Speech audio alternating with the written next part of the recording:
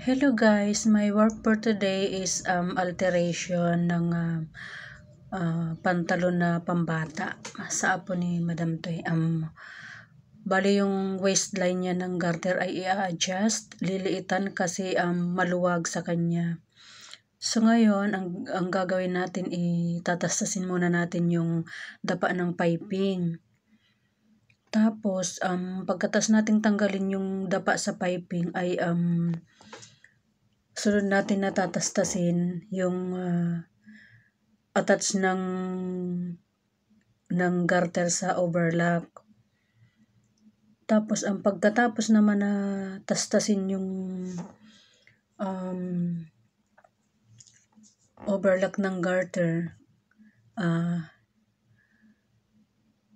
bali babawasan ko yung garter niya, gagawin ko lang 8 3/4 kasi yung ginaya kong size ayan 8 3/4 lang ang sukat ng bewang niya, yung kulay blue na pantalon. Tapos yan nabawasan ko na yung garter, bali ipe-prep ko sa high speed, tapos i-attach ko ulit siya para maibalik na siya sa dati. Tapos pag na-prep ko na yung garter, i-overlock ko na siya ulit. Ayan na yung overlock. Di ko maipakita yung pagtatahi sa overlock kasi hawak ko yung, hindi dapat dalawang kamay kasi garter siya hawak ng isang kamay ko yung camera. So bali ayan, tapos ko na siyang ibalik yung garter niya. Bali ang sukat niya is 8 3/4 na yan.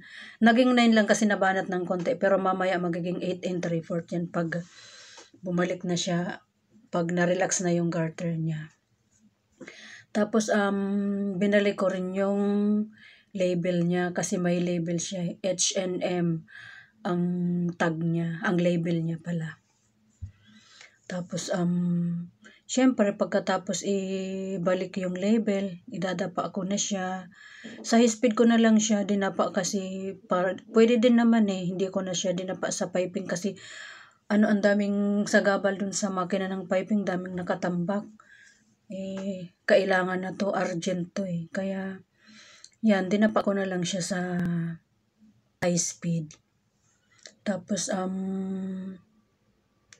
pagkatapos syempre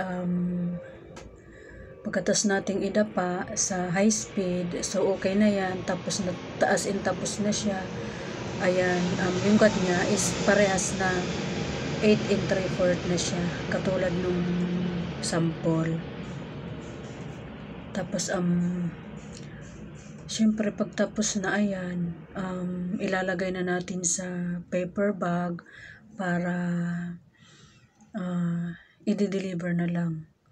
Idadalhin pala nung driver.